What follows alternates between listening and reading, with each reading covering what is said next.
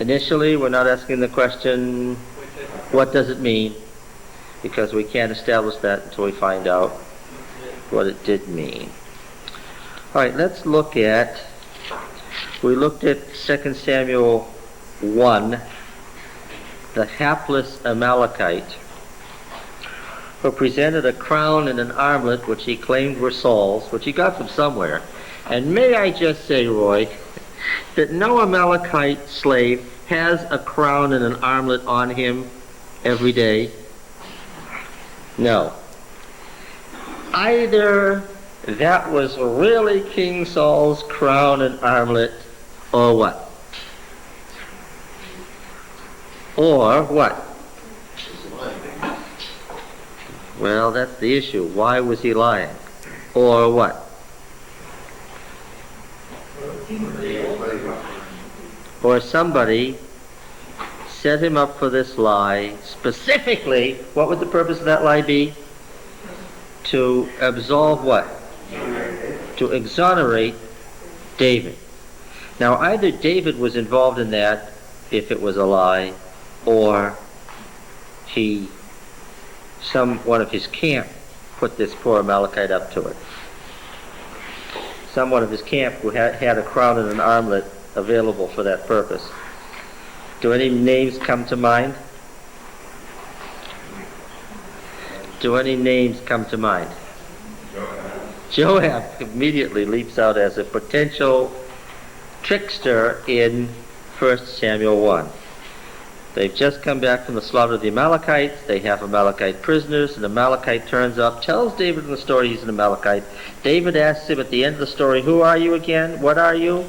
He says he's an Amalekite. He's immediately killed for what the prophetic narrative says is a lie. If it's a lie, where do you get the crown and the armlet? The prophetic narrative about Saul and Samuel ends with a complete description of Saul's death. How does Saul die? Falls on his sword, and thereby gives us a famous cliche in English. When it's over and it's time to give up, what should you do? Fall on your sword, yes. If that is true, if the prophetic narrator is correct, then 1 Samuel 1 is a lie. And if it's a lie, where did he get the crown and the armlet?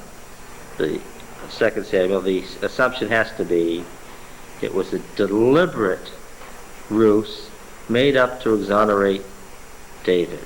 Yes? Isn't it possible that the story is partially true, that maybe he happened on the battlefield after Saul was killed? Well, yes. No, that's not likely, because you're looking at the historical period that is the equivalent to the Bronze Age, and Bronze Age warriors, if you read the Iliad, follow a pattern. They stripped the dead of their armor. That was the common practice when you won a victory over a foe, when you defeated an enemy. You took those as trophies of war, and in this case, they even took Saul's head. Well, Consistent with what you were doing so well. You were doing so well. Right up until you added in the head, which is a textual mistake on the Masoretic text. But you're absolutely right. 1 Samuel 31:8. At the dawn, when the Philistines came to do what? Strip the slain. And what does it specifically say that they did? They found Saul and his sons and stripped off his armor, sent messengers throughout their land to carry the good news to the idols and people. And the armor, which would include every metal object, that's absolutely correct. This narrative says what? That the narrative in chapter 1 is what? Is false.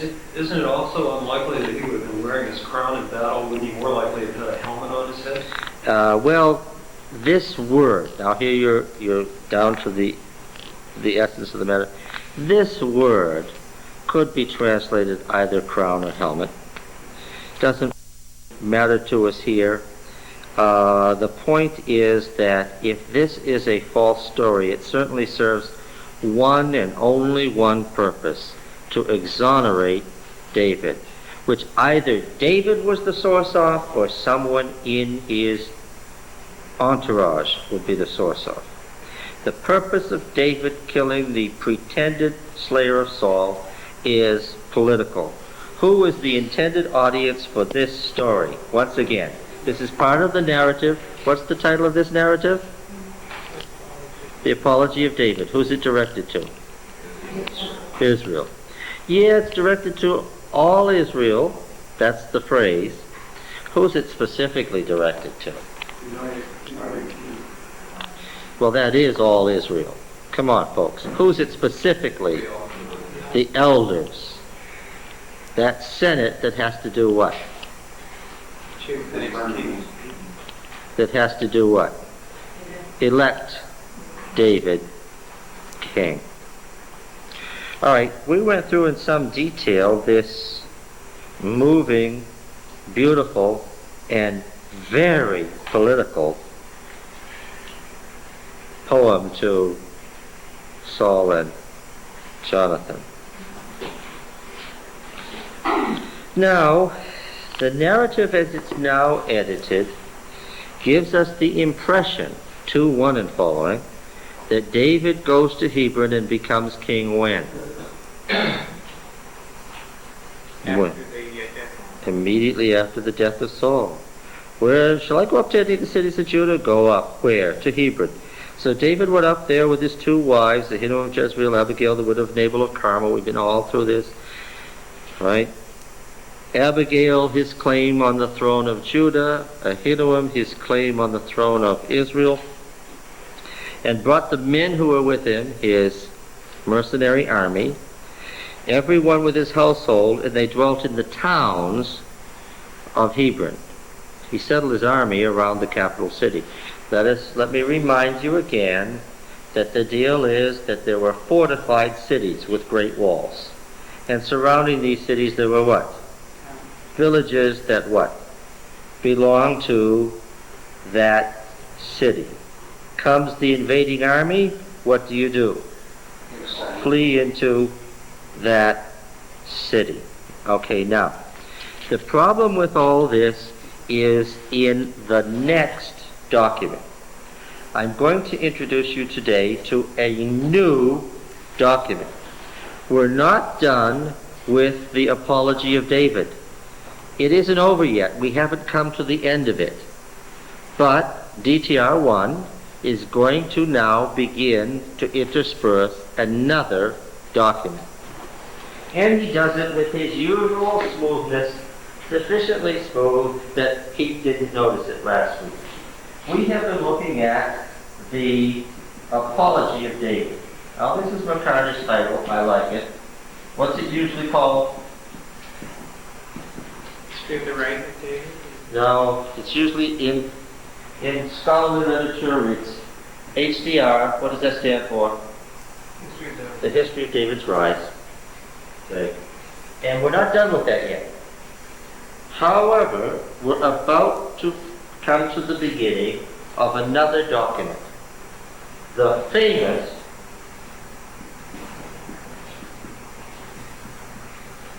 throne succession narrative.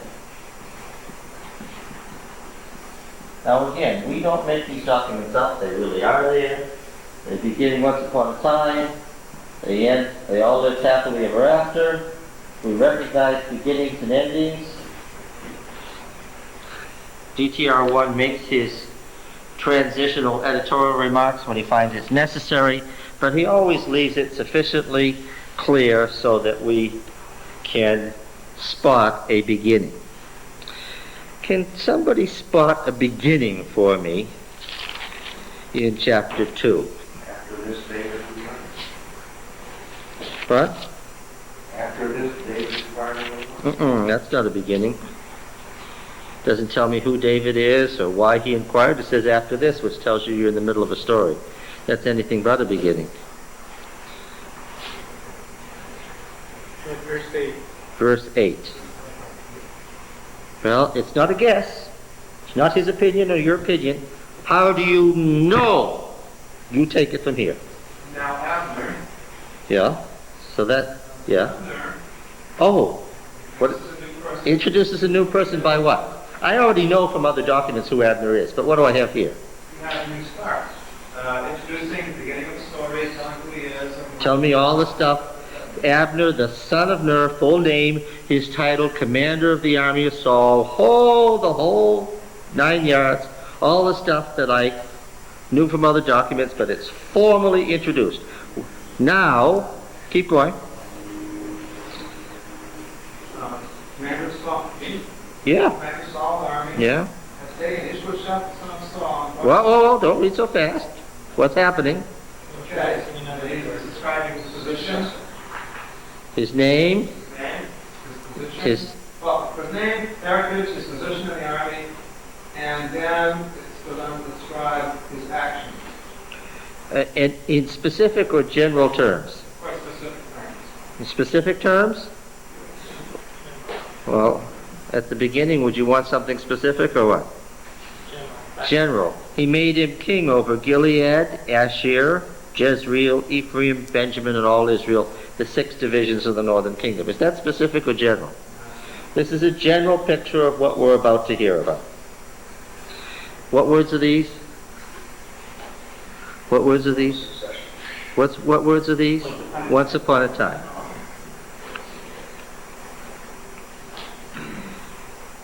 This is the beginning of the famous throne succession narrative. We're going to be introduced to characters who are going to be important in this narrative all the way to its end.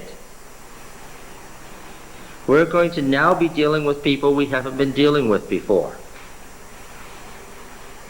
And we're going to be dealing with them at length. I assure you that anybody that's mentioned at the outset is going to have some significance for how much of this story? All of it.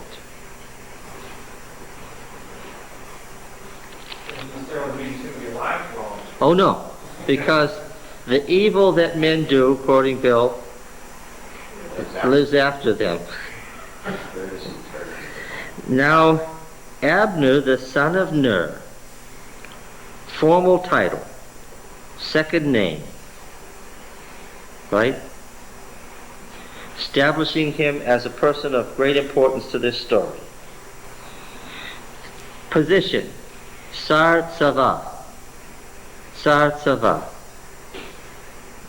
The top general of Saul's host, army, Tzava, right?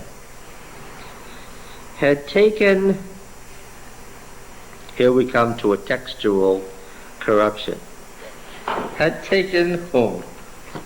Well, that depends. Had taken, what does the Masoretic text say? What does MT say? Anyone? Ish? What? What does yours say? Ishbaal. Eshbaal. Well, it's an I, not an E. The E is a corruption. It is an I. It's a long I, Ish. What's the word Ish? Man. Man of Baal. Baal here means Small G. Lord. Not small g, but man of what? Baal is standing for, Baal is the word for Lord, meaning who's the Lord here? Yahweh. Did they really call Yahweh Baal? Yeah, they did, because Baal is the common word for Lord. Every day in conversation we say, the Lord says, meaning what? God. We mean Yahweh, don't we? But we say the Lord. And the word for that in Semitic is Baal. Why did they stop using Baal?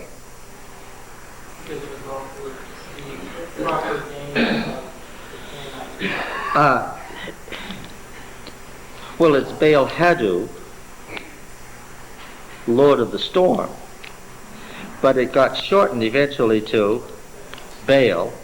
Baal became a proper name for the Canaanite storm god, and when in the 9th and 8th centuries there came a great theological crisis about whether Israel would worship the Canaanite storm god, now called Baal, what happened to the use of the word Baal? Discontinued. You said it so nicely. It was what?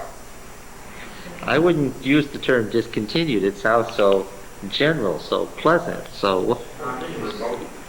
It was forbidden. Yeah. Use the name Baal, and Jehu might have what? Might have your head. At that point, the text is altered, so that the original Hebrew word here, Ishbaal, has deliberately been corrupted to Ishbosheth. Let's get it on the right end here. Meaning shame. They put in place of Baal, Bosheth, meaning shame. It was not his name, folks. Daddy didn't name him man of shame. Actually, Daddy didn't name him Ishbaal either, if we look at 1 Samuel 14:49, as we're about to. Now, don't change, I'm not finished, just listen for a moment before you run over there. I said as we're about to. The Greek text, as so often happens, represents the old Hebrew text. And the Greek text says what? It doesn't say Ishbosheth. What does it say? Well, take a wild guess. It says Ishbaal, which is why Pete finds it in his Bible. Anybody else got Ishbaal? New Revised Standard has it. What translation do you have? I have New Revised. Okay, well that would make sense. And the noted note, the other one. Yes, that's right. Ishbaal would be the original from the Greek text, and Ishbosheth is the deliberate corruption that we find in the Masoretic text. Now, what do we have in 1 Samuel 14:49? Come up here. Yeah. What do we have? We have Ishvi. Actually, Ishwi. Pronouncing this as a V is the product of Jews being in Germany for too long. Where the soft sounds, what happens to soft sounds in German? They harden, so that the W's in Hebrew came to be pronounced as V's in the Middle Ages. Okay? Ishwi. Now this doesn't mean anything. It's not a Hebrew word. It doesn't mean anything. So if it's not a Hebrew word, what's probably happened? Well, the alteration, altered, sounds intentional. What's probably happened? It's corrupted. And it's corrupted either the way he expressed it sounded like it was deliberate. I don't want to say that it was deliberate. It may not have been. It may have corrupted how? Accidentally. So it's just corrupted somehow. What can we derive from this? Well, certainly, this here is a piece of the word man, ish. It's just missing the silent letter, aleph, at the front of it. And this W-Y has a suspiciously familiar look. What is it? Well, we, W-Y, doesn't say anything in Hebrew for us. A simple, common writing error can get an important word for us. And what's that writing error? What do you call that? No. No. Metathesis. What's a metathesis? It's where you use a different marker. You know how when you're editing you go like this What are you indicating in the word? What does that editorial mark mean? You've transposed the letters by metathesis. Transpose these letters to this, and you've got Ishya. Now to get to the original Hebrew, Richard, for 200 years, this has always meant the original word from which the others are derived. And you get what? What do you get? Ishya, which is man of Yah. And Yah is the standard northern kingdom form of Yahweh. We see it all the time in the word Alleluia, which means what? Praise Yah. Not praise Yahweh, praise Yah. Repeat back to me what I just said. Yah is what? The standard form of the name, where? In the northern kingdom. So we won't say praise Yahweh, we'll say praise Yah. Now, in fact then, Ishya, man of Yah, is identical to Ishbaal, man of the Lord. Not God. What's the word for God? Not okay. What's the word? It's El. El is a whole different word that was always approved in Israel. It's just the term for God. But this one becomes a whole different thing. This becomes a proper name that is disapproved, causing this change to Ishbosheth. Now, the Septuagint and 4Q Samuel A in chapters 3 and 4 that we haven't come to don't read Ishbosheth. They read Mephibosheth from the mouth of Baal.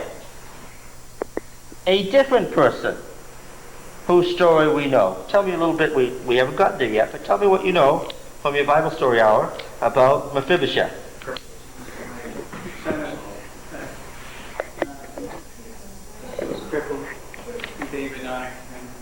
A son of Jonathan, so he would have what relationship to Ishbaal? Be his nephew. What happened to Ishbaal? He was beheaded. What happened to Mephibosheth? He survived and lived with David's household for a long time. For the rest of his long life. Although he did get into trouble.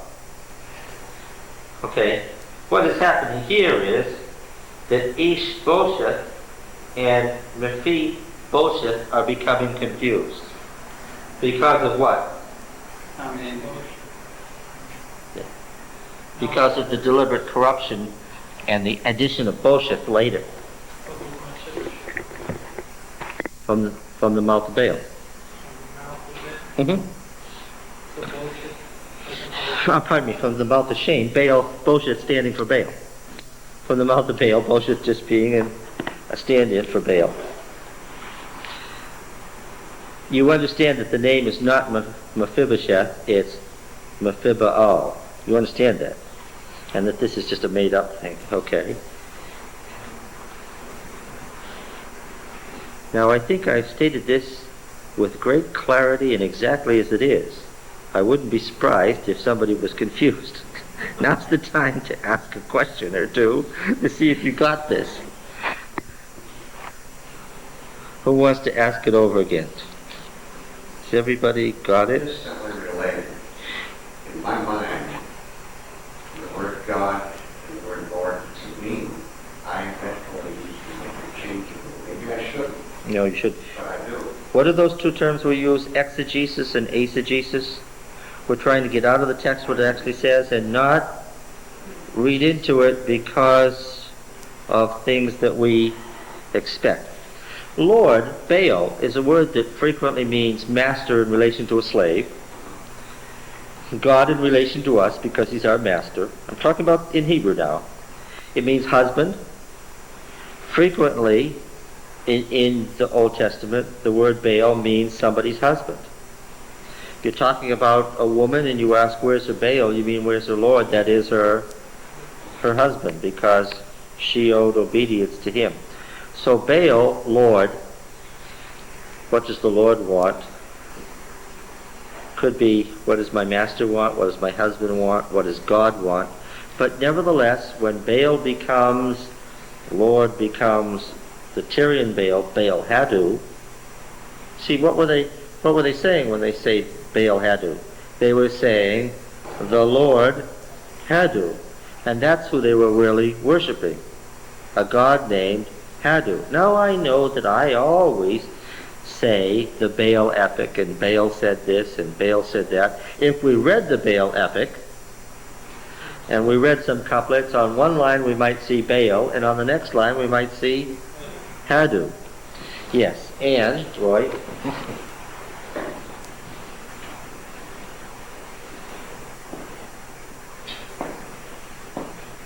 Baal Hadu, the Lord Hadu, you recognize this in English in your translations. The Phoenicians and the Syrians worshipped this god, and their kings were called Ben Hadad. Ah, now Richard, you can tell me something. What does it mean? Son of Hadu. Yeah. So the king, the Syrian king, was saying that what? He was the son of. So,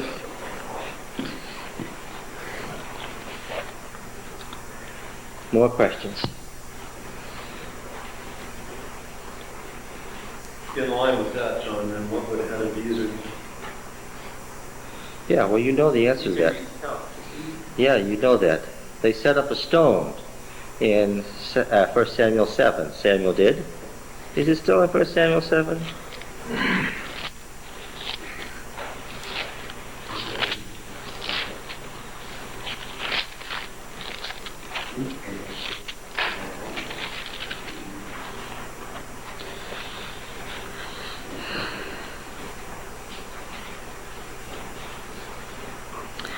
Verse 12.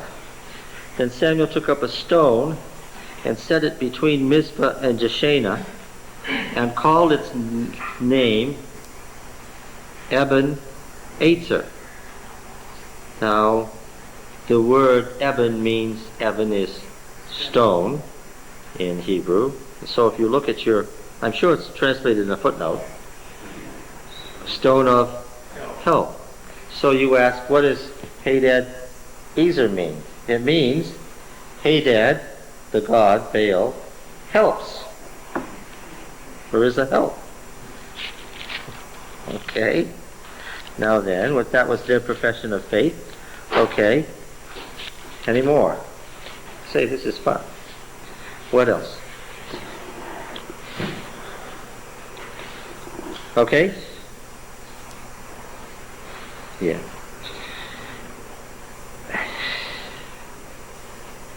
I reserve the right to ask the question later.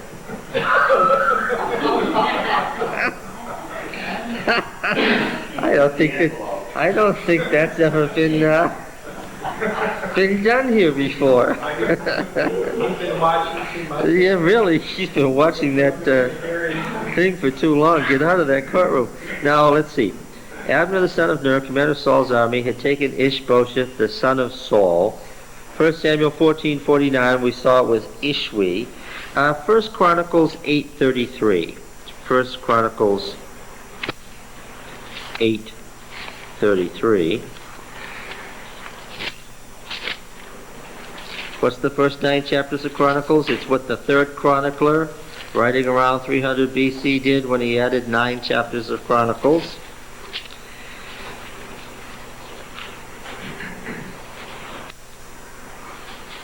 And it reads thus: Ner was the father of Kish, Kish of Saul, Saul of Jonathan, Malchishua, Abinadab, and Eshbaal, or Ishbaal, we should say in English. And chapter 9 and verse 39. Same thing. Ner was the father of Kish, Kish of Saul, Saul of Jonathan, Malchishua, Abinadab, and Ishbaal. Same one.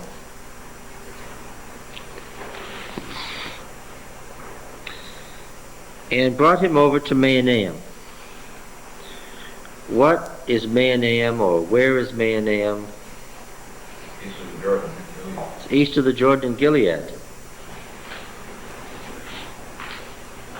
Didn't you say that meant encampment or something, or might be something? I probably said that. It's a dual form. No. Mahanaim would be 2 war camps.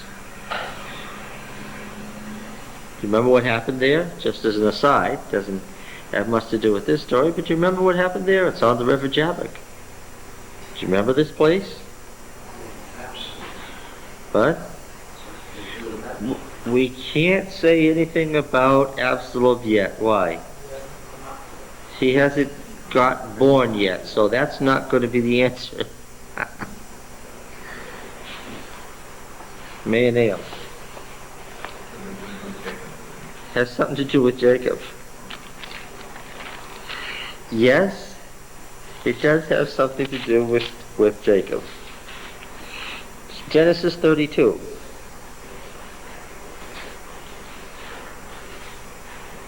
Genesis 32, Jacob's coming south from Syria.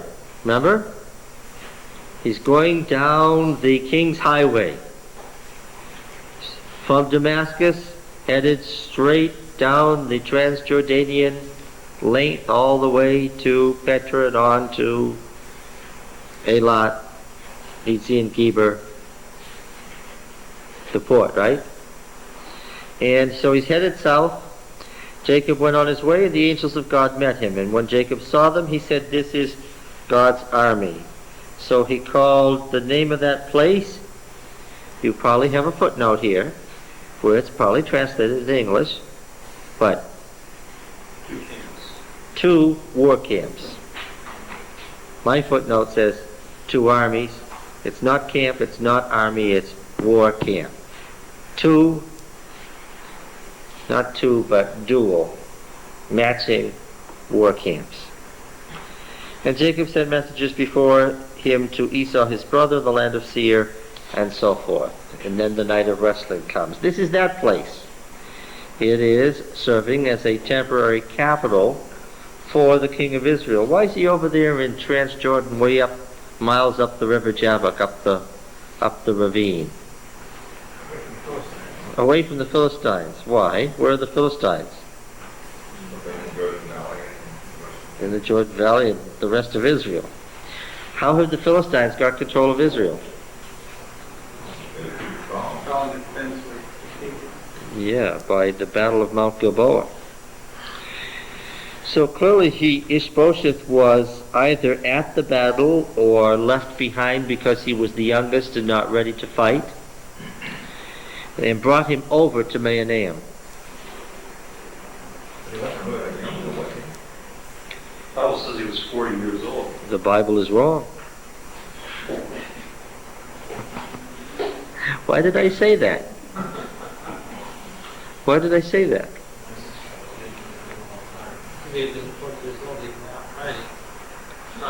If he had been 40 years old, where would he have been? Yeah. Now, listen, people. How young did he have to be? To not be there. To not be dead. Yeah. Under 20. Under 20. About 20 when they're doing the census. Wait a minute, Richard.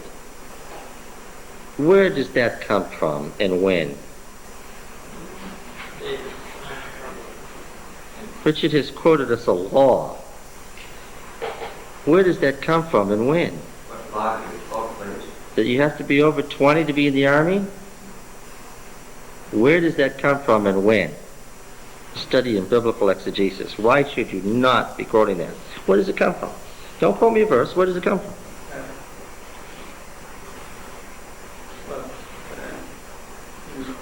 books knows that they Which books are possibilities? numbers. Numbers. Where does that come from and when?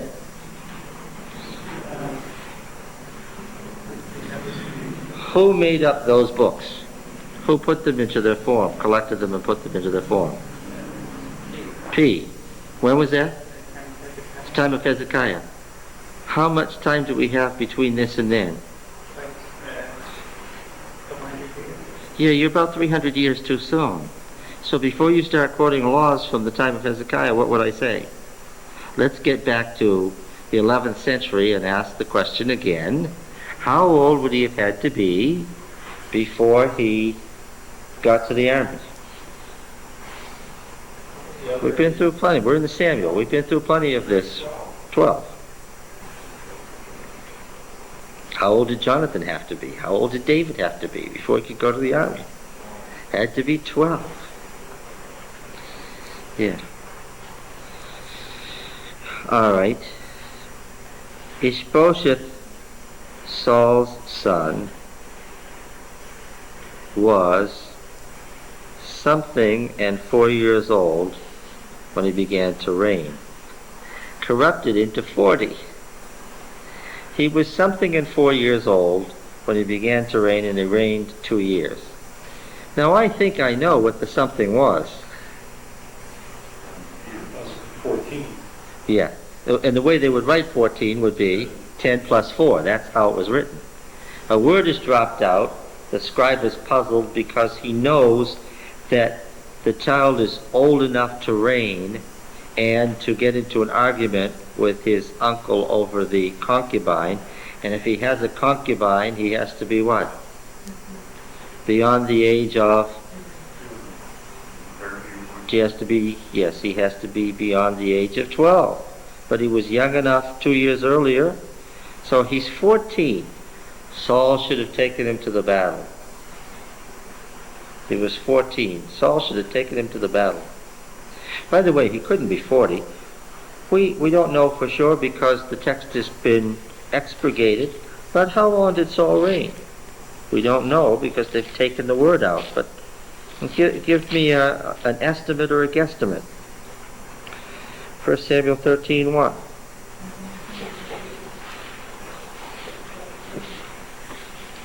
Saul was blank years old when he began to reign, and he reigned blank years over Israel. It doesn't even say, as it says in the Masoretic text, blank in 2 years. It just says blank years. The numbers have been removed. All right, but now we've read the entire reign of Saul. Somebody help me here.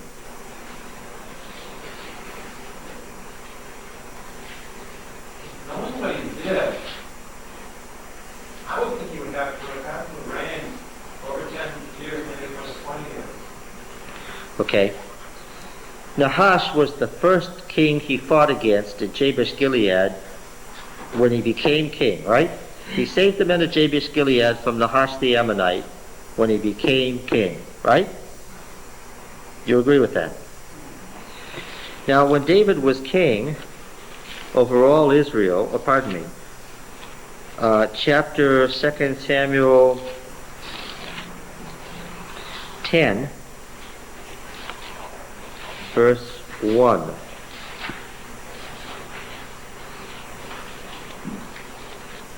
It's right after the story of Mephibosheth. After this, the king of the Ammonites died, and Hanun, his son, reigned in his stead. And David said, I will deal loyally with Hanun the son of Nahash, as his father dealt loyally with me. Nahash helped David become king because he was Saul's enemy, right? And here, some years into David's reign, Nahash dies. Nahash was already king of the Ammonites and making war against Jabesh-Gilead when Saul became king. What am I telling you? That Saul's reign was less than Nahash's reign. Saul's reign had to be less than Nahash's reign because Nahash was already king through all of Saul's reign to Saul's death, the beginning of David's reign, and well into David's reign. So you said 10 to 20 years. I liked that guess. And what would I say? Possibly, but not more than. not more than 20 years. All right. Now Do we know how long Nahash reigned? no, we don't. But I'm going to tell you something now. Why I know that Mephibosheth wasn't 40 years old. Saul was made king when he was what? An old man or a young man? A young man. Okay. If Mephibosheth was 40 when Saul died, and Saul could not have reigned more than 20 years, how old would Mephibosheth have been when Saul began to reign? 20. And why is that too old? Or more, I think he wasn't even born yet. Why? Because Saul could not have had a son 20 years old and been called a young man. Why? That's right. By the time you've got a 20-year-old son, what? You are a grandfather. And you are no longer what? Young man. No. This corruption into 40 is the result of ripping out the words relating to Saul's reign. Our fellow here, Mephibosheth, was something in 4 years old when he began to reign, and he reigned 2 years. And I understand why the scribe, seeing the word 4 and being puzzled, has done what he did, but by doing that he has confused the issue. And it also tells me why the king is a kinglet and has no power. And the real power in Israel isn't the kinglet. The real power is Abner. Why? Just the wording. He made him king. What does that tell you? He made him king, and he took him to Mahanaim. What does it tell you? He's the one who cut him. Yeah. Yeah. He made him king over Gilead, Asher, Jezreel, Ephraim, Benjamin, and all Israel. Ishbosheth, Saul's son, was something in 4 years old. I'm going to say 14. When he began to reign over Israel, he reigned 2 years. But the house of Judah, or only the house of Judah, followed David. This is setting up the story of the succession of David. This is the beginning of that story. And verse 11 contains the big problem. In the time that David was king in Hebron over the house of Judah was 7 years and 6 months. What is the problem that this paragraph contains? There's 5.5 missing years. There's no doubt that the author intends that the 2 years of Ishbael's reign are which of these 7.5 years? The first 2? You mean Ishbael was murdered and Israel went without a king for 5.5 years? Without a king, without a general, without anything for 5.5 years. That's not what happened according to the narrative. You had a 50-50 chance you went the wrong way. Let's try it again. I'm going to say, there is no doubt, Ed, that the author intended that these 2 years be which 2 years? The last 2. Yeah. So what is the question?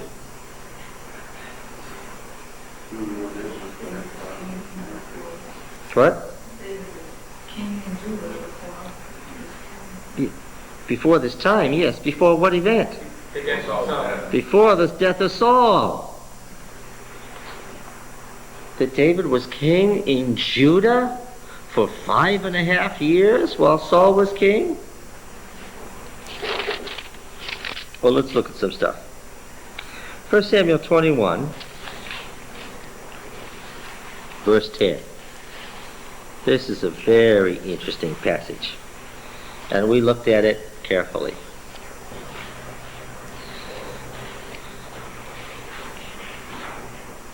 And David rose and fled that day from Saul, and went to Anchises, the king of Gath.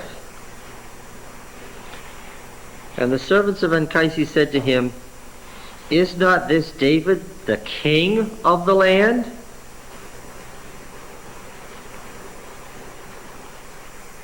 Folks,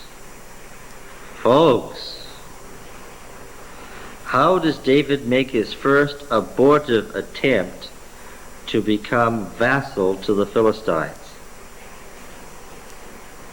How does David make his first abortive attempt to become a vassal to the Philistines? He presents himself as what? As what? King. At this time, Saul is most definitely what? Alive. And the Philistine commanders don't want to have anything to do with it. They say, "Did they not sing to one another, Saul has slain his thousands and David his 10,000s? Reckoning thereby correctly, just as Saul saw it, that this couplet means that David is what? A what? A parallel king to Saul, and not a superior. Why? No. What's the right answer? How can somebody tell him that this is not a superior? He spent about 2 hours on this. Anyone? Because these two numbers are similar. They're intended to convey that. Because 1,000 and 10,000 is intended to convey what? Intended to convey that. They are intended to be number parallelism. You remember going through all that number parallelism? If it's a single number, its parallel is what? X and X plus 1. If it's 1,000, its parallel is X and 10X. We went through this at great length. The issue is not the numbers. The numbers are the same. The issue in Saul's mind that the commander saw was what? This couplet means what? That Saul and David are equal kings. He's presented as a king. Well, did David intend to present himself as a king to Anchises? Well, he obviously wanted to be a Philistine vassal. Did they go to him, or did he go to them? Did the Philistines go to David, or did David go to the Philistines? Anyone. He went to them. Repeatedly. As what? It's clear from the text that initially Anchises wanted to have nothing to do with this. But what could convince him to accept a Hebrew as a vassal? This was their enemy. He had killed lots of them. What could convince him to accept this enemy who had killed so many of his own people? 400 recent. David came again. They wanted Saul. Yeah. Well, on the principle, the enemy of my enemy is my friend. David presents himself again as king, but with what? That which a king should have. What? An army, a mercenary army, patterned on what? That which Saul did not have. David has a mercenary army, patterned on what? The Philistines. All right? Yeah.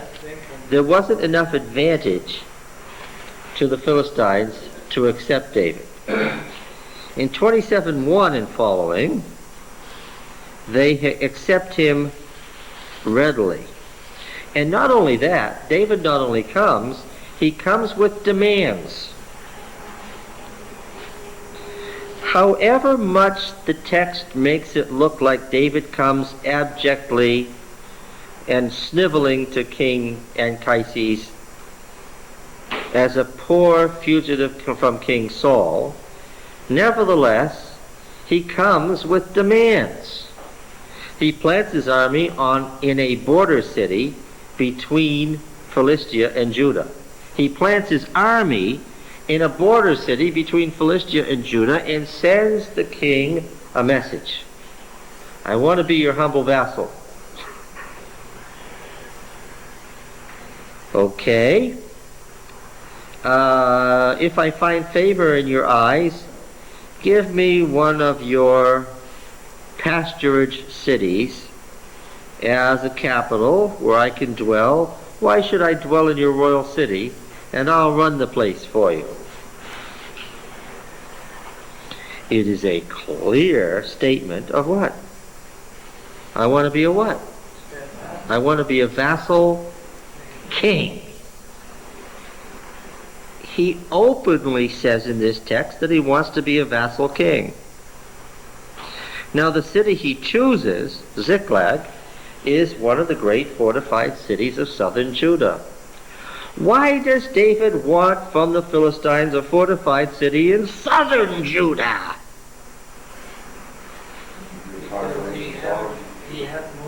Because he has northern Judah. Why does he have northern Judah? Because his father's the warlord, and he's the chosen son, which is another way of saying what? He's the warlord of northern Judah. He doesn't need to get it. Why? Because he has it. What does he want from the Philistines? And it also sets up an opposition to the Philistines and Judah in case something happens. As long as David is the enemy of Saul, the Philistines do not need to worry about the hinterland because they have there a Hebrew vassal king. This is tantamount to setting himself up as king of Judah. The Philistines only need to say, yes, we'll do that, and David, regardless of what any of the elders of Judah might say, and David is what? Is king in Judah. Did Saul figure this out? Of course he did. Now look, what was David's motivation in hiding what he was doing from Anchises in the rest of chapter 27?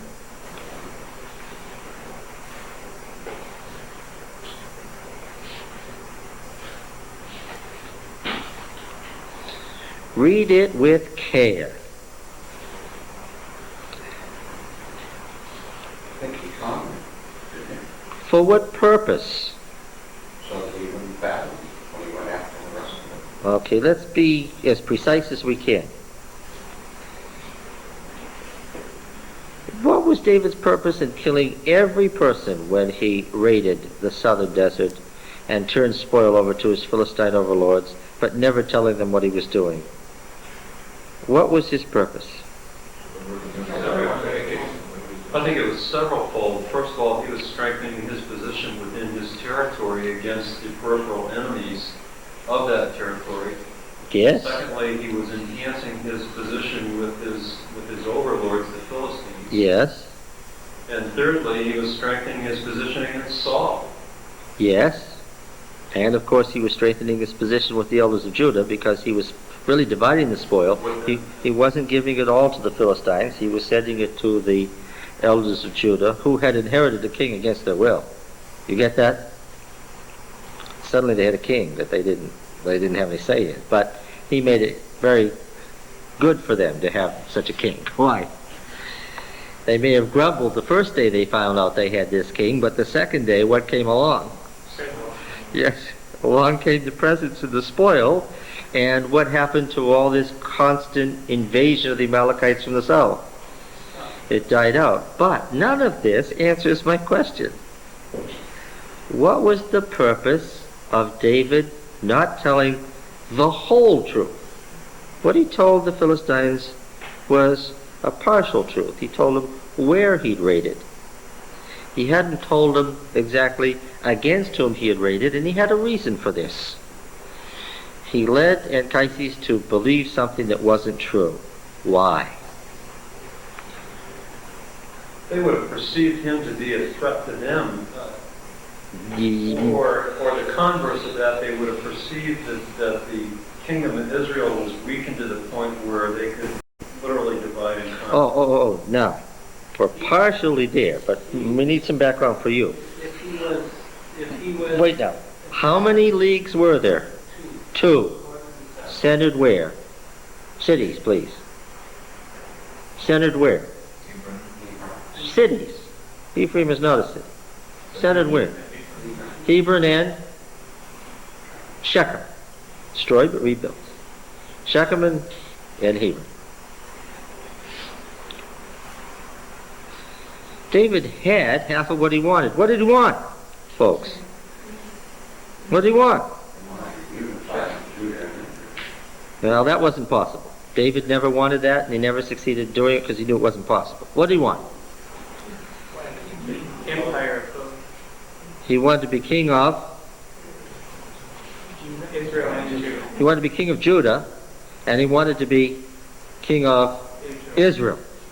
Now, during Saul's reign, we've seen that Saul, de facto, got what? Yes, he took the Jezreel Valley away from the Philistines so he could join the northern tribes to the central tribes. But he also cleared out the Ajalon Pass so that what? He could unite what? Judah to Israel. It's a remarkable feat on Saul's part. He joined Judah to Israel. But David did what? David took it away again. And in so doing, he got part of what he wanted, which was what? Became king of Judah. But he didn't have what he finally wanted, which was what? Become king of Israel. What did the Philistines think David was doing? They thought he was fighting against Judah. They thought he was fighting against Judah, which they didn't mind because he was the overlord of Judah and he could slaughter all the Judeans he felt like slaughtering because that was his territory and he was their vassal, and if he wanted to do that, he could do it. The Philistines probably thought that the Judeans were fighting against David because they would be loyal to Saul, which wasn't the case at all. And they figured that if David is making war against those Hebrew territories which had once been ruled by King Saul, that this will make him hated where? In Judah. No. Israel. Didn't matter whether he was hated in Judah. He was already the king. You get that? In Israel. In Israel. Read the verse with me. Verse 12. And Anchises trusted David, thinking, he has made himself utterly abhorred by his people, Israel. You folks read? I pointed this out to you. I want you to get the significance of it now. The Philistines thought that by taking away Saul's territory by force, which he wasn't doing, that he would make himself hated where? In Israel.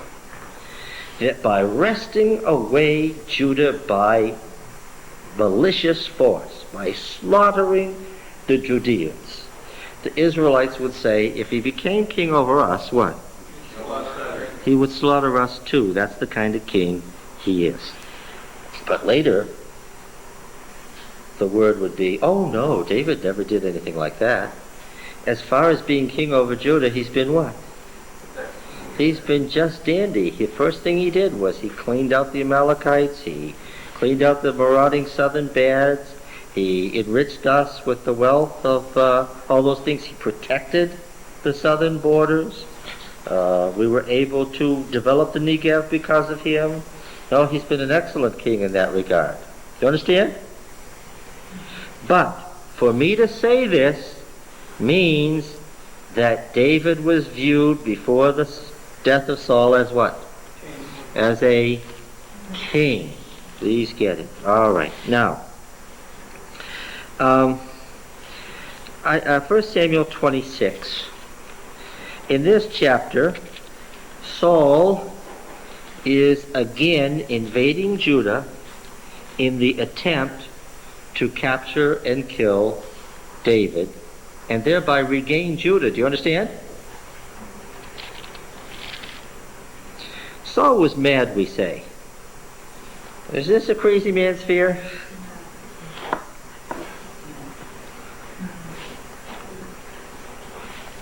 David's standing over on a crag where he's not dangerous, and they're talking across this expanse. And David is pictured as making an appeal to Saul. And he says in verse 17, Saul recognized David's voice, and he said, "Is this your voice, my son?" David said, "It is my voice, my lord, O king." And he said, "Why does my lord pursue after his servant?" That's sort of a tongue-in-cheek question, isn't it? Why did Saul pursue after him? What's the answer?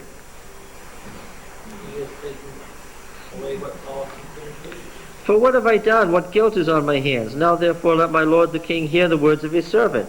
If it is God who has stirred you up against me, may he accept an offering. But if it is man, may they be cursed before Yahweh, for they have driven me out this day."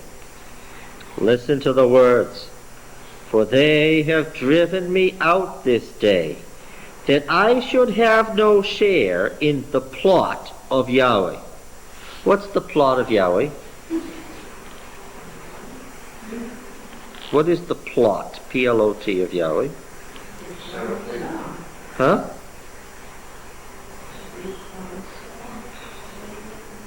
Inheritance or heritage is a good translation if only you understand what it means. What's it referring to? It's referring to a piece of ground that was Yahweh's land. He says, they've driven me out of Yahweh's land, his plot, saying, "Go serve other gods." David pictures himself as already what? As already what? A vassal to the Philistines. He pictures himself in this statement as already a vassal to foreign kings. Got it? Is everybody clear on the meaning of these words? So the inheritance of the Lord is really referring to Israel as God's special inheritance. As God's plot. And I want the word plot in there so you get it very clear in your mind. You know what a plot plan is? What's a plot plan? Drawing it with exact measurements. That an engineer makes to show you what the outside boundaries are. David says, "You, and whoever's driving you to do this," he's letting Saul off the hook, "have driven me outside the boundaries of the plot." That's saying that no matter how this is edited now, the approach, the successful approach to the Philistines has already been made. And David's saying, this is your fault. David's admitting that it's happened, but saying what? It's not my fault that this happened, it's your fault. And do you notice that this is chapter 26, Roy? And his going to the Philistines is 27?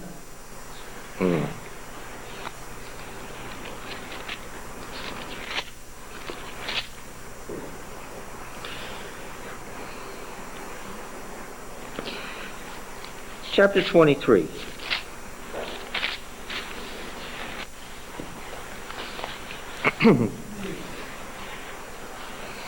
They told David, "Behold, the Philistines are fighting against Keilah and are looting the threshing floors." David inquired of Yahweh, "Shall I go and attack the Philistines?" Yahweh said, "Go, attack. Save Keilah." Save Keilah. Yeshua. Save Keilah. Why is that significant? Because it's a word that has been reserved for the judges of Israel and finally for the king. Who is the current savior of Israel when this is written? King Saul. To use this term in application to David means David is what? David is king in Judah. And what did he do? Verse 5.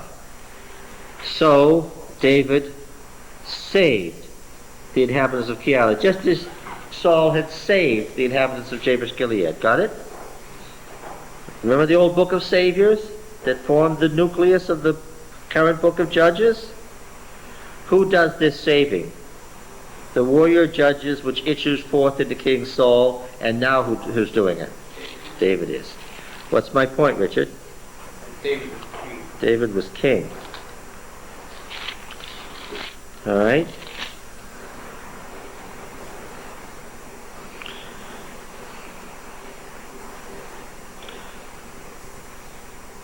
First Samuel 29. I want to ask about this because of the way McCarter described it.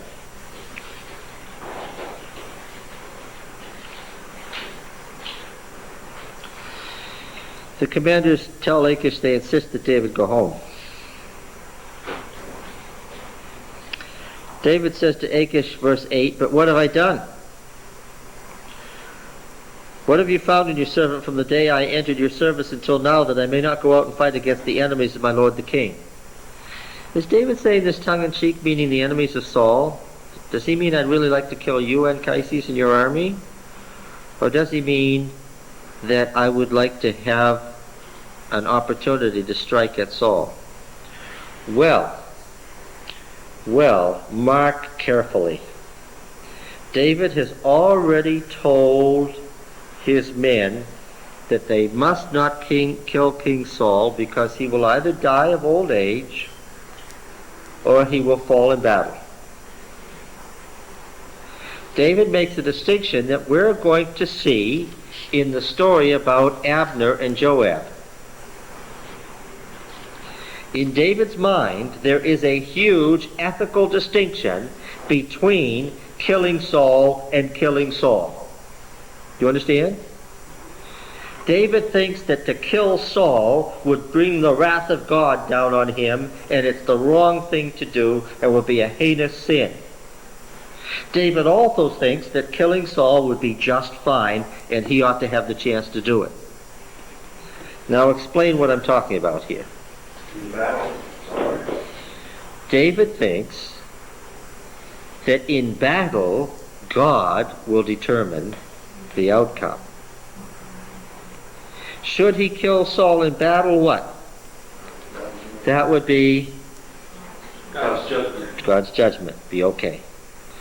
To sneak up on King Saul while he's going to the bathroom and slit his throat would be the short route to God's wrath coming down on him. Okay? Yes? But David does believe that it's his responsibility to kill Saul. Sooner or later, unless God wants Saul to live out his lifetime as king. David says that's one of the options that may happen. Maybe he'll die of old age. Maybe that's what God wants. But see, I don't agree with McCarter at all. David is not playing a game with Achish here. His words are meant to be played straight. There's some indication that he's doing something wrong, and he's saying that he's not doing anything wrong. Okay? That's his argument. I haven't done anything wrong as your vassal. The Philistines know that David is at war with Saul.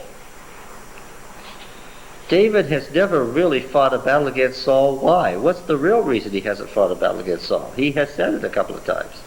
What's the real reason he hasn't ever fought a battle against Saul? No. He doesn't want to alienate That's exactly the wrong answer. What? He doesn't want to alienate Israel. Would he alienate Israel if he fought a battle on the Philistine side against Saul? Yes. Absolutely. That's not the question. Why didn't David take his stand in the woods south of the hill Hakilah? Well, that's the same as saying he didn't want to alienate Israel. That's not it.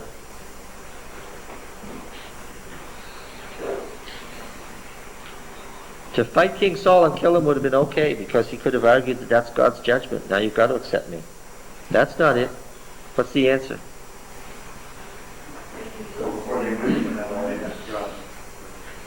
The whole theory of battles in those days was that whoever's in the right, whoever God is with, will what? Will prevail. That wasn't it. What was really it?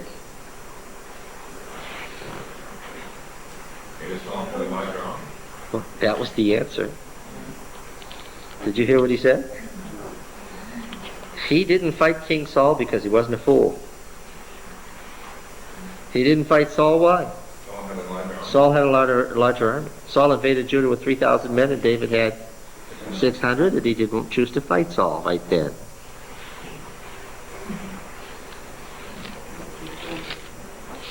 He didn't expect God to intervene in a miracle for him to save him.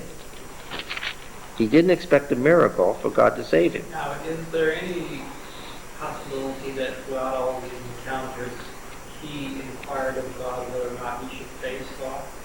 Oh, he said that many times. And every time the answer's been no, and the reason is that every time the reason has been given, it has been given half a dozen times, is what?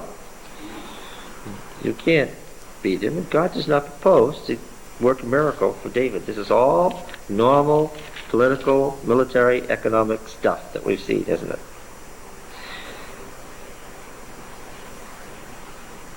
It makes a lot more sense why he has the wives that he has. Yes, that's why he has the wives, why he's gathering an army around him, why he became vassal king to the Philistines every step of the way. All right. Do you think the reason, well, God certainly could have worked a miracle and given David that victory that he doesn't. Do you think the reason he doesn't is because we might expect it too often? Well, nope. There's a very simple reason why there was no miracle. I don't mean just here, also. No. This is a text that was written by somebody. Why could David not expect a miracle? Well, this was a battle for the kingship of a people. There were a lot of people involved, not just Saul and David. Yeah. So the way all the people were. Yeah, that's true. It's not the reason he couldn't expect a miracle. If your allies are Philistines, I don't think I can ask God to bless them. That's a good theological point. It's not the reason David couldn't expect a miracle. It's a good point.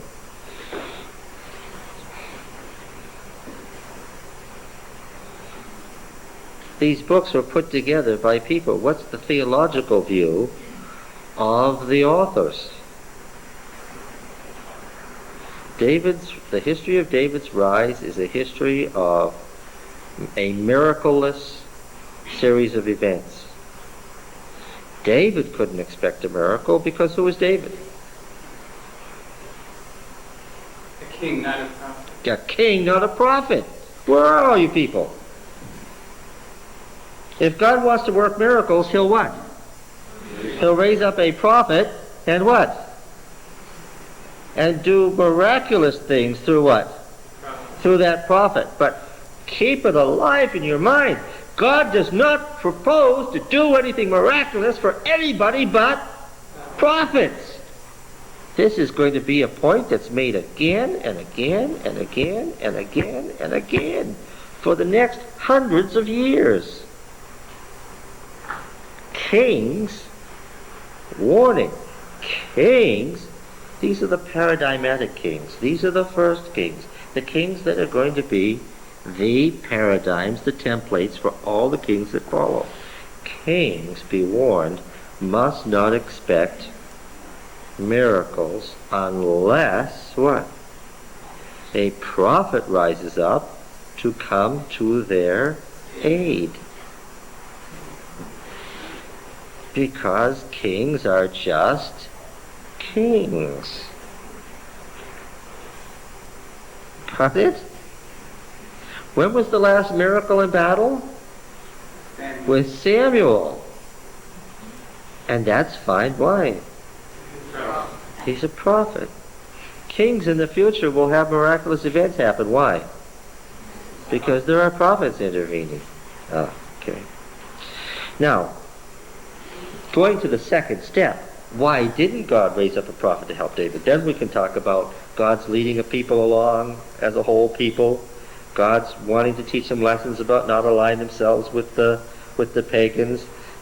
and God's wanting them to make the right decision by seeing it on their own and not just forcing it on them. There are lots of reasons why God didn't raise up a prophet to help David, but this is the first and basic point. Okay, now.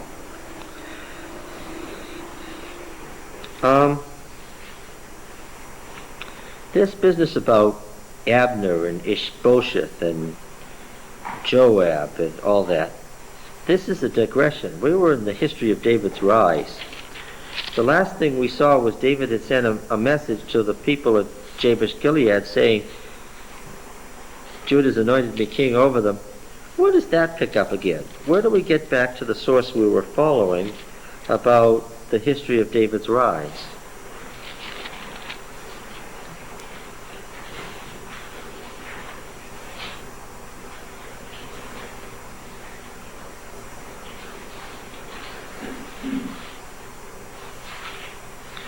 Who were the chief actors in the history of David's rise?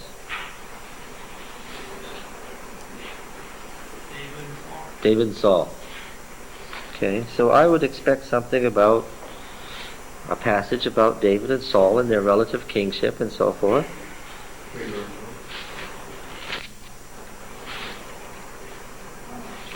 David did this, Saul did verse 20. No, that wouldn't help me. All I'm finding there is more about Ishbosheth and Abner and. Well, if we got Abner, we know we're not dealing with Saul. No, he's not. Definitely not. Abner is fighting with Joab. That's all he's doing. It's a part of the succession narrative of the throne of Judah and Israel. In fact, I see I'm still in the middle of the story about Joab and Abner all the way through chapter 3. Chapter 4, I'm about Ishbosheth. What does it say in 5:1? Then all the tribes of Israel came to David at Hebron and said, Behold, we are your bone and your flesh. In times past, when Saul was king over us, which was the whole topic of the history of David's rise, it was you that led us out and brought us in. That's right, I remember. David was Saul's commander of the army at Gibeah. I remember that. It was you that led out and brought in Israel. Oh, this is back to the throne of Israel again. And to David and Saul and what David and Saul did together. And Yahweh has said to you, way back to 1 Samuel 16, you shall be the shepherd of my people Israel. Now, if you remember, I told you 1 Samuel 16 was the first chapter of the history of David's rise. And now here's a chapter that refers back to it. What chapter would you think that this is then? The last chapter. This would be the last chapter. Indeed, verse 12 says, And David perceived that Yahweh had established him king over Israel. Where are you reading? I'm reading verse 12. Chapter 5. Are you all aware that I said chapter 5 is the chapter that picks up the history of David's rise from where? Chapter 2, verse 7 goes directly to 5:1. Why don't you note that in your Bible and write some lines so we don't have to puzzle over it again next week. 2:7, David is actively calling on the elders in Transjordan, where they were hiding out from Philistia. He actively calls on the elders to come make him king. And in 5:1, directly, without any of this other stuff that we get later, what do? Right away. As soon as Saul is dead, in the original history of David's rise, as soon as Saul is dead, what happens? David tells the elders of Israel, I'm king in Judah, you need a king. And right away, what do? Next verse. What do? They even come to Hebron. They come to Hebron, down to Judah, to make him king, right there in Hebron. Yeah. Well, of course they have to go to Hebron. According to this, when you leave all the rest of it out, This history of David's rise had nothing about any Ishbosheth and other king and so forth. What's the condition of the land of Israel in the history of David's rise? It's overrun by Philistines. They have to go down to Transjordan, cross over the Jordan, come up to Hebron and say, we need a king bad. We are your bone and your flesh. What is that from? Yes. What does Adam say? Yes, exactly. Yes, this is the marriage covenant. What's being married? What? No. Mm-mm.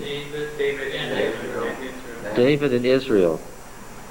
David is the husband and Israel's the wife. I know something about that. Now what's this about Christ in the church? Oh yeah. It's the old Canaanite theory of kingship, where the king provides fertility for the country. He's the husband to the country, and the country is the wife. Got it? It's the old Canaanite concept of kingship. It's the old fertility religion that is the basis of one of our most cherished Christian teachings. Got it?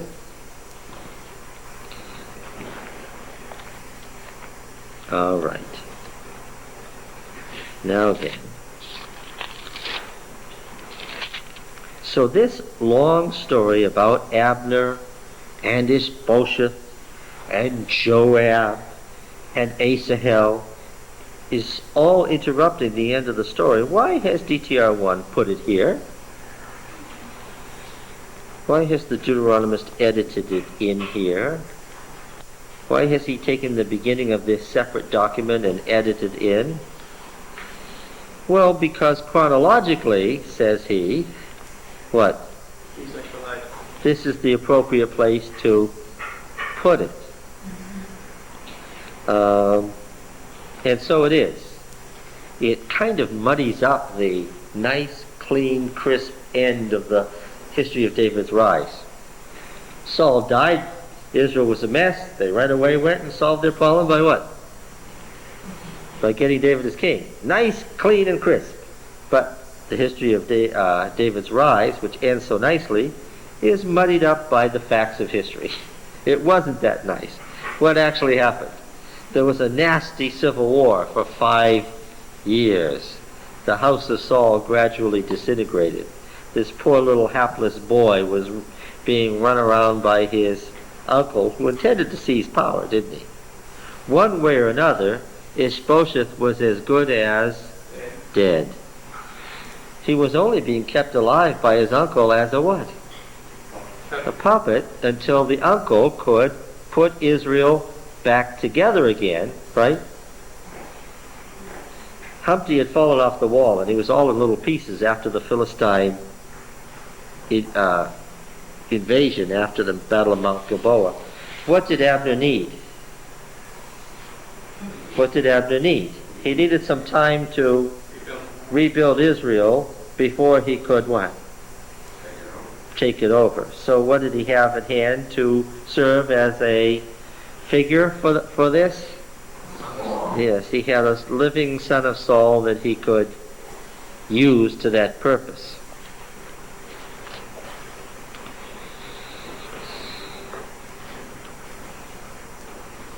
Uncle Abner's not being nice here. He hadn't been anointed king. Surely he wouldn't be nasty enough as to try to grab the throne of God's people, would he?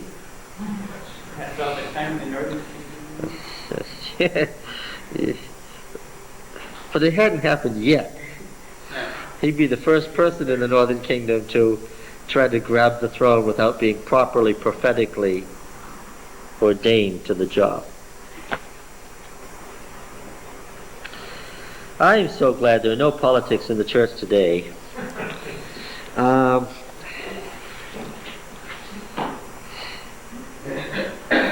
Abner, the son of Ner, And the servants of Ishbosheth the son of Saul, verse 12. We're back in chapter 2, verse 12. Went out from Mahanaim to Gibeon. Now Gibeon is just north of Jerusalem, isn't it? It's not that far north. It's over the border in Benjamin. Jerusalem is the border, right? So this is in Benjamin. They're back on Benjaminite territory. So these young men of David who went out to have these war games with the men of Israel were pretty brave, weren't they? Because they were going to the heart of Gibeon, Benjaminite territory. But Gibeon was a little more neutral than you may have known. Who lived in Gibeon? Who lived in Gibeon? The answer is easier than you think. Huh? It had been the Gibeonites. Was it still? Well, Saul had slaughtered a lot of them. Saul had slaughtered a lot. Saul had what? Slaughtered a lot of them. How do you know that? Well, later on they had to have penance. Later on he had to have penance. He's dead. Well, I mean, Not that he couldn't be dead. He had penitent too, but some of his descendants had to be killed. some of his descendants had to be killed. Do you know what he's talking about? Is anybody familiar with what Richard is saying, or is he just babbling? A few verses later. A few verses later? No, it's not a few verses later. It's what? Do you know where any of that is, Richard? I think that's during Solomon's reign, beginning, or my During Solomon's reign? No, I don't think so. maybe it's David. Maybe it's David? Well, do you remember what event sparked all this? It was like there was a famine or some got cipher in the land and they asked what was the problem. What's the problem? Anytime anybody recognizes any of this, say, yes, I've heard that story too. I've read it a little bit, but I have no idea on what. Okay. Well, the story is now found in 2 Samuel 21. And What's the chapter? 21. 2 Samuel 21.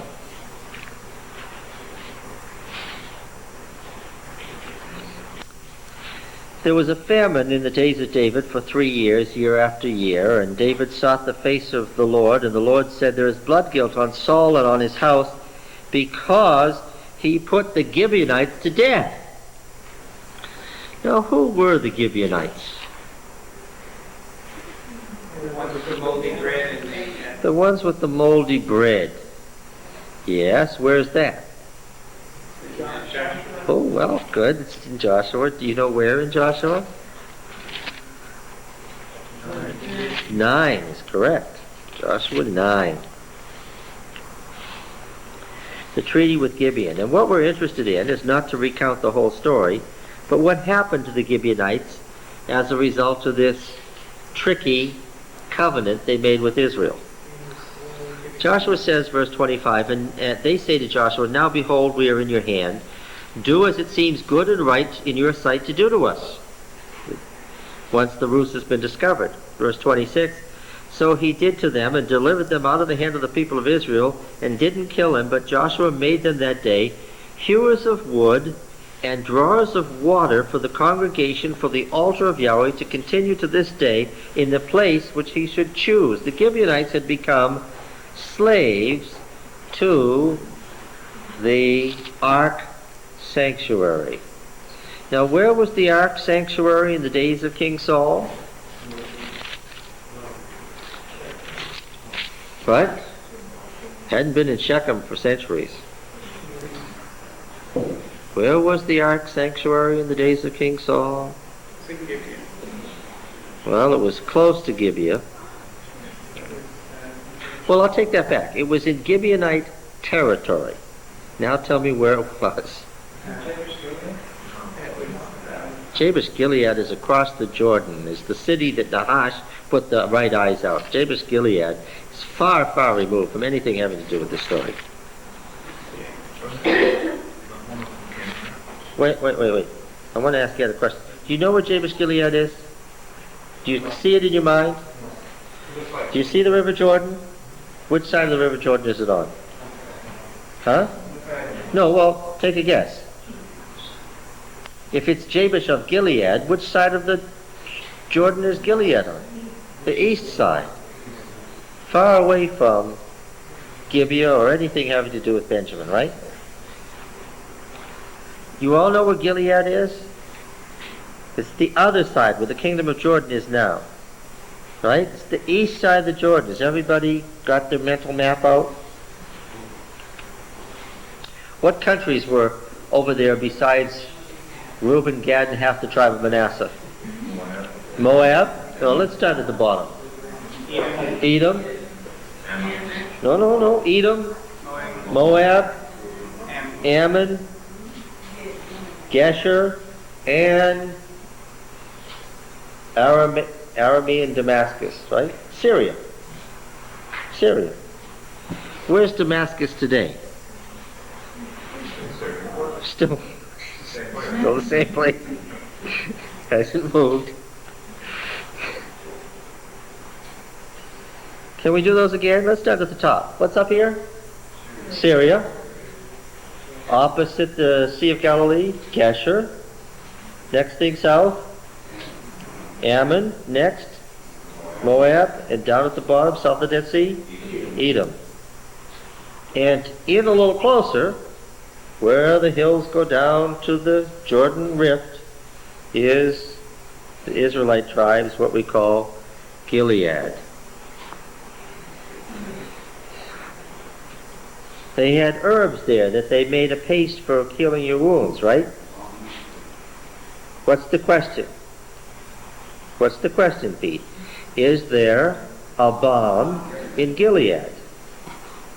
The answer is yes.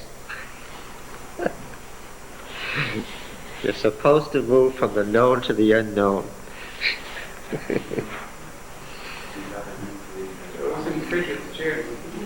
What? Well, Kiriath Jearim is one of the cities of Gibeon. Do you remember that Gibeon is not just one town, it's a league of cities? Good. Now, my question was, where was the ark sanctuary in the days of King Saul? Didn't ask where the ark was, Richard, because nobody knew where the ark was. So that was a bad answer, wasn't it?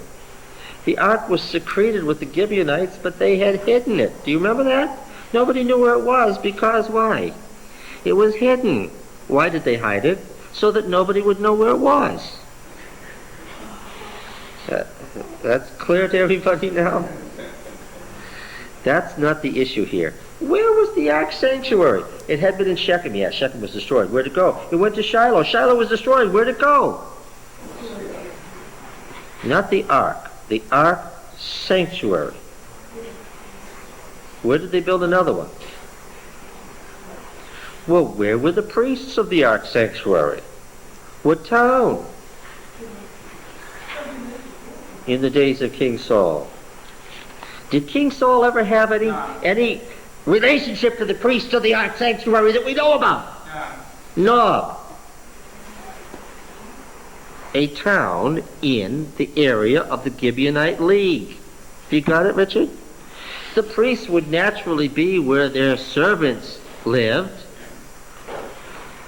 So what am I telling you?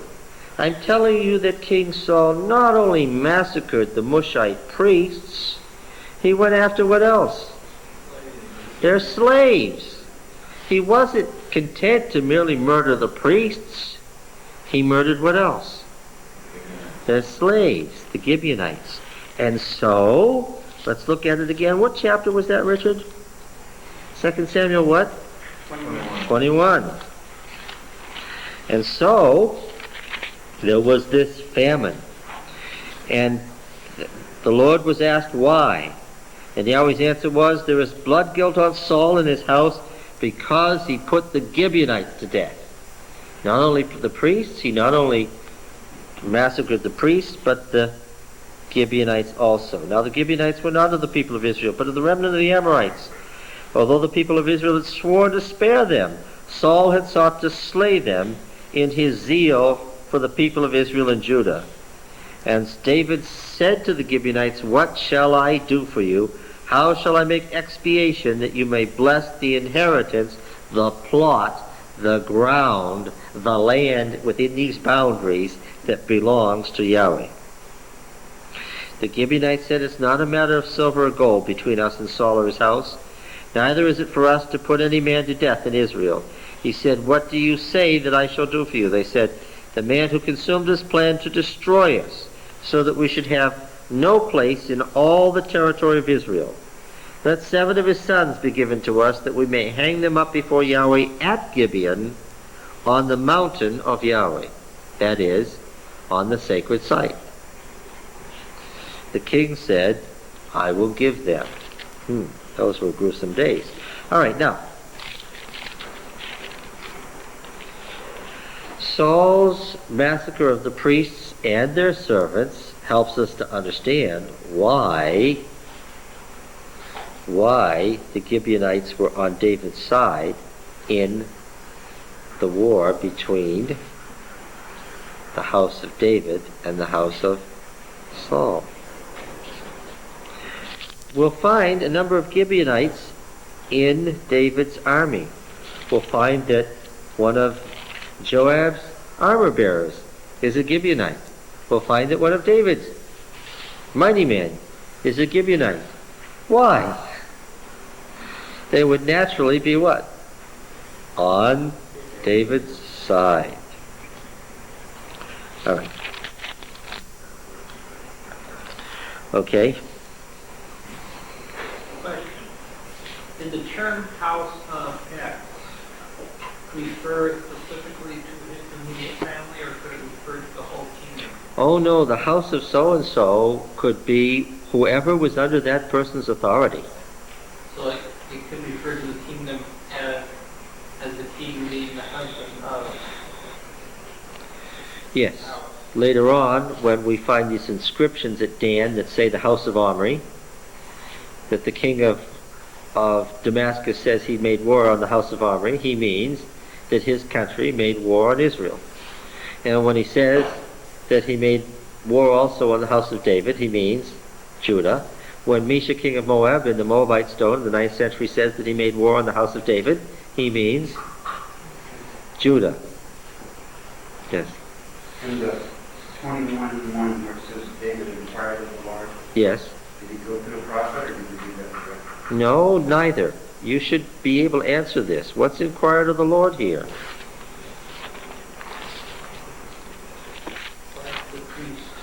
To the priest, waiting for the prophet to arise. He went to the priest.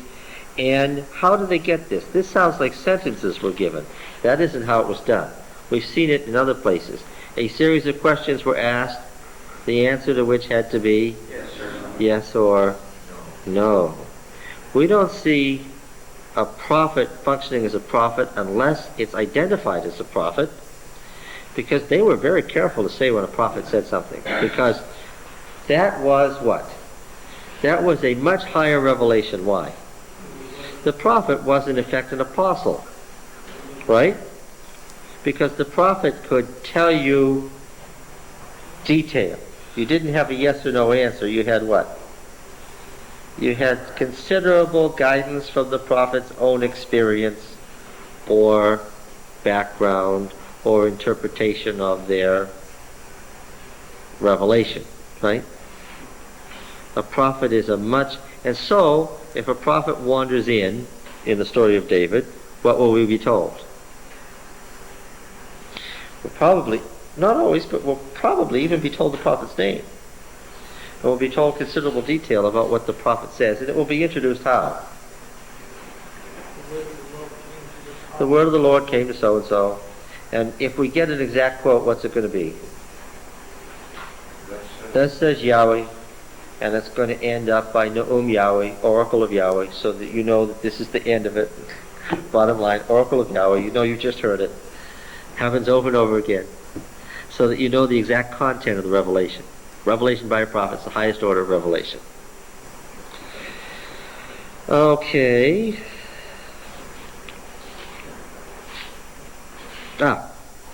So we said, meeting these people at Gibeon was probably considered kind of neutral territory, even though it was in Benjamin. To have this tournament. And the men of Israel were beaten before the servants of David. And we can tell this is a different document too because of verse 18. And the 3 sons of Zeruiah were there, Joab, Abishai, and Asahel. See, they're being introduced to us. Why do they not need introduction? Because we've seen them in other documents, but here they need introduction. Asahel pursued Abner, and Abner, as we read last time, tried to dissuade him and tell him, don't chase me, don't try to follow me. If you pursue me, I'll have to kill you. I don't want to kill you. Go chase some young man. Kept on, he wouldn't go. Verse 23, he refused to turn aside, therefore Abner smote him in the belly with the butt of his spear, so the spear came out his back, and he fell there and died where he was. All came to the place where Asahel had fallen, stood still, obviously in shock. But Joab and Abishai pursued Abner. As the sun was going down, they came to the hill of Ammah, which lies before Giah, on the way to the wilderness of Gibeon. The Benjaminites gathered themselves together behind Abner and became one band, took their stand at the top of the hill. Abner called Joab, shall the sword devour forever? Do you not know that the end will be bitter? How long will it be before you bid your people turn from the pursuit of their brethren? Joab said, as God lives, if you had not spoken, surely the men would have given up the pursuit of their brethren in the morning. So Joab blew the trumpet, and all the men stopped and pursued Israel no more, nor did they fight any more. And Abner and his men went all night through the Arabah and crossed the Jordan, and marching the whole forenoon, they came to Mahanaim.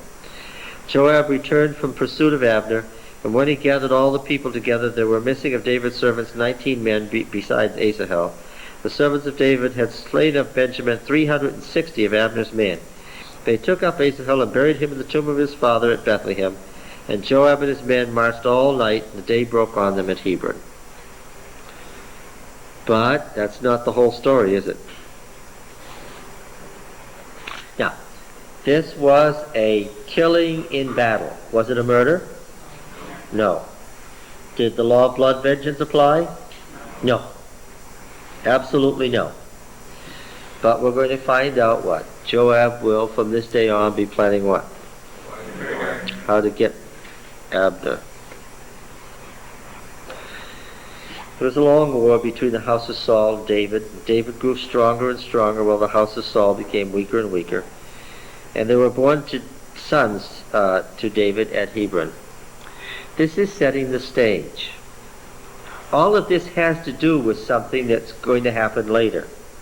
The story about Abner is really a story about this story about Abner and Abner's killing of Asahel is really not about Abner and Asahel. Who's it really about? It's not about David. Who's this story really about? It's about Joab. The title of this document, Roy, is The Throne Succession Narrative. This is a story about who is going to follow David on the throne of Judah and Israel. The thrones of Judah and Israel, pardon me. David had lots of children. And he carved out, we're going to find out as we keep reading the throne succession narrative, a giant empire. The more powerful David became, the more powerful his empire became, the more urgent the question became, what? Who will be king after David? We will discover that David isn't going to name a king as a co-regent. He keeps putting it off. Why doesn't David want to name a son as co-regent? Because who are his children? Children of wives from all different countries. They're the children of various kings and warlords, and he can't choose among them. Why? To choose one will what? If he chose one, what would happen internally immediately? Somebody would be out there. Civil war would begin. David, this is where it comes back to haunt him. David played both ends against the middle. David would get people personally loyal to himself, and thus he built a great empire. But now what? Sooner or later what? Yeah. Now that's why we're discussing sons so early on. This is in Hebrew, before he becomes the king of Israel. This is important. This is before he moves to Jerusalem, before he becomes king also of Israel. Do you get it? Do you understand why that's important? His firstborn was Amnon of Ahinoam of Jezreel. Folk, that's very important. Who, that's verse 2. We're still reading in the same place we were. This is very important. Who is this person? Stars, arrows, exclamation points. Circle it. Saul's wife. This is Saul's wife. This is David's claim to the throne of Israel. Who is this person then? Amnon. Heir to the throne of Israel. Heir to the throne of Israel. Who is he after all?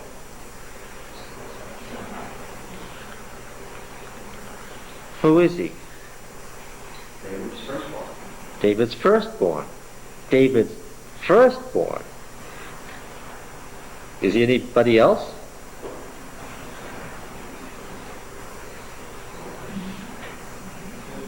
David's Saul's stepson. Saul's stepson, yes. What else is he there for? You're right on the right track. What else is he? The heir of the throne of Israel. Who else is he if he's Saul's stepson? He's Jonathan's and Aminadab's and Ishbael's half-brother. Saul's stepson. Is Amnon going to be important in the story of the throne succession narrative? Yeah. Yes. Little important or a lot important? Is he a minor character or a major character? He's a major character. He's the oldest son, the firstborn. He's Saul's stepson. He's Jonathan's half-brother. Right? He's Saul's wife's son. Pete, yes, God chose an important woman to be Jesus' mother.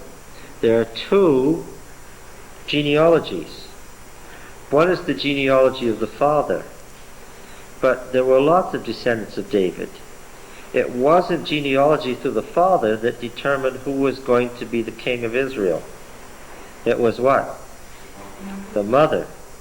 The other genealogy in Luke is Mary's genealogy. She was also a descendant of David. The claim to the throne was through the mother. Now then, his second was Kileab, also called Daniel. The name got changed to Daniel, the Canaanite name, by the time David got to Jerusalem. I will ask you later, why did he change this son's name to Daniel, and what was the significance of that? If I can say it this way, this was of Abigail, the widow of Nabal. So this was David's son by his sister or half-sister. Right? So he is the one who has the best claim on the throne of Judah, wouldn't you say? By being Amasa's half-brother, right? And Jether's stepson, and David's son, right? He's the one who's got the best claim on the throne of Judah. Do you think folks wanted to split up David's empire again into two warring kingdoms? Well, if you were living there, would you want to split up God's people into warring kingdoms again so you could have a civil war and kill each other off? People hope that what? That somehow one of these sons would become king of Judah and also king of Israel. Well, here's the one that's got the claim on Judah. And the third, now folks, this is kind of scary. We've got one who has a real strong claim on the throne of Israel, and we've got another who has a real strong claim on the throne of Judah. That's really scary. I hope the next one isn't either from Israel or Judah. Because he might be what? A good, you know how the convention's deadlocked. We've got half the party wants Taft and the other half the party wants who was the other guy? I've forgotten. But anyway, they decided on Eisenhower as a compromise. It was a good compromise, right? Okay, but that happens, doesn't it? So the next one's going to be important to me too. And it's Absalom, the son of Maacah, the daughter of Talmai, the king of Geshur. Now this happened while David was at Hebron. He married the daughter of the king of Geshur. Here's Saul, here.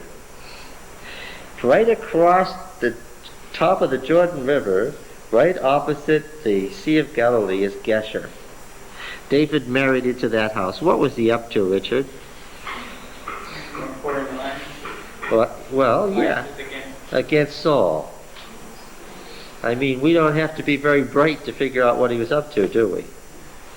Now, the Geshurites would be the natural enemies of the northern tribes of Israel. So I'll bet Absalom is a natural rival to Amnon. I wonder if there's ever going to be any trouble between Amnon and Absalom.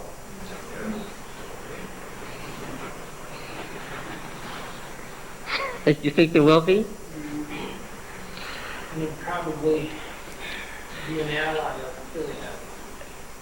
I don't need to read any further to know there's going to be trouble between Amnon and Absalom. Do you understand it? My guy is shrewd. He's telling me something. And what do we do with Bible texts? We get to texts like this and we think, it's a bunch of list of names. It's a genealogy. Let's go to the next verse, right? But our author knew when he was telling us this that he was telling this for very important reasons, that if we were wise readers, we would look carefully and understand. The fourth was Adonijah, the son of Haggith. Well, now, if all of these other kiddos should kill each other with civil war, who would be the next one to inherit? Adonijah, son of Haggith. Okay. Possibly we might even get down as far as him in the story. Now, what's the story about? I said the story was not about Abner and Asahel. I said the story was about Joab. And what are some others? They're all going to play a part. Shephatiah, the son of Abital, Ithream of Eglah. These were born to David in Hebron. Well, does it tell me any further about sons that were born in Jerusalem? Where might that be? It's in an editorial verse in verse 5:13. David took more concubines and wives from Jerusalem after he came from Hebron, and more sons and daughters were born to David. These are the names who were born in Jerusalem: Shammua, Shobab, Nathan, Solomon, Ibhar, Elishua, Nepheg, Japhia, Elishama, Eliada, and Eliphalet. Sure like Dale. Well, of course, El is these are all sentence names, and El is the name for God, so. Well, how is this going to turn out? There was a war between the house of Saul and the house of David. Abner was making himself strong in the house of Saul. Saul had a concubine whose name was Rizpah, the daughter of Aiah, and Ishbosheth said to Abner, "Why have you gone into my father's concubine?" Now, how old is this boy? Well, this is near the end of his reign. Maybe he's 15. But, this concubine is whose concubine? His. This is his lesser wife. He's got a wife of higher legal status than her. Concubine means wife with limited status. This is his wife. Where did he get her from? He inherited her from his father. Okay. A boy of 15 has wives? What's the answer? Yes. Yes. Because what? He's not a boy of 15. He's what? He's a man. He's the king. He's got wives. Or maybe he even has children. If he does, we don't know about it. And if there were, they would have been killed too. Okay. Well, why is he concerned about his uncle and the concubine? He's probably got plenty of wives to choose from. What's one concubine more or less? The fact that she was his father's concubine and that he inherited her from his father is very important. And Abner's sexual lusts haven't gotten out of control here. That's not what's going on. His hormonal level isn't too high. What's the problem? He's making a claim to the throne. And does Ishbaal get it? Yeah. Yes. He's no crazier than his father, is he? No, he gets it perfectly well. Verse 8 tells me what Abner was up to. Abner was very angry over the words of Ishbosheth and said, "Am I a dog's head of Judah? This day I keep showing loyalty to the house of Saul, your father, to your brothers, to his friends, and have I not given it to his hand David, and yet you charge me today with a fault concerning a woman." What does that tell you? He's found out. He was guilty. He was guilty after all.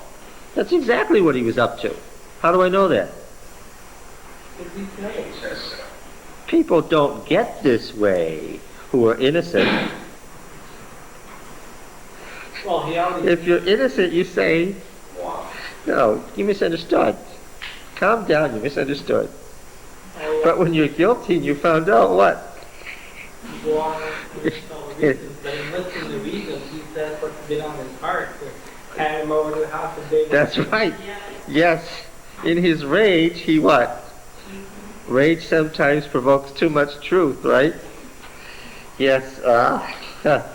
He blurts out the whole truth here. And so Ishbaal had a good reason to challenge him on this point. He figured that he would either become king or, yes, if he didn't succeed in becoming king of Israel himself, then what?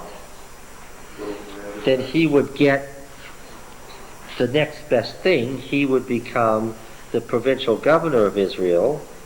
He would trade Israel for Ishbosheth to David, right? He said to David, "Make me military governor, make me military governor of Israel." In other words, not king in fact, but what? Not king in name, but what? King in fact. By the way, Abner's going to die here real quick, and David's going to say, "Oh, I had nothing to do with it." Is it to David's advantage to have Abner come to an early death? Is Abner a safe man? You said safe or sane? Safe.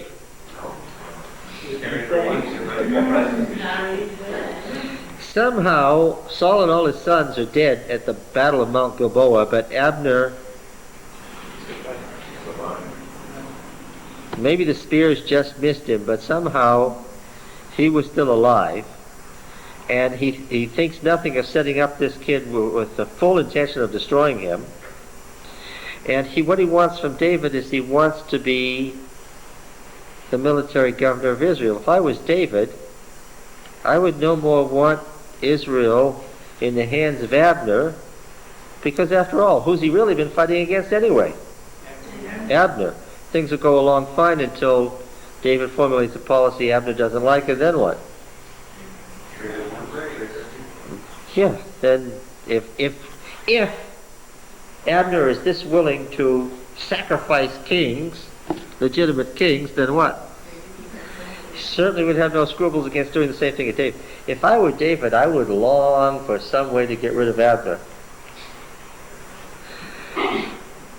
There was a way ready at hand. What was it? Joab. There was always nephew Joab, who what? Could be counted on to do the wrong thing if necessary, right?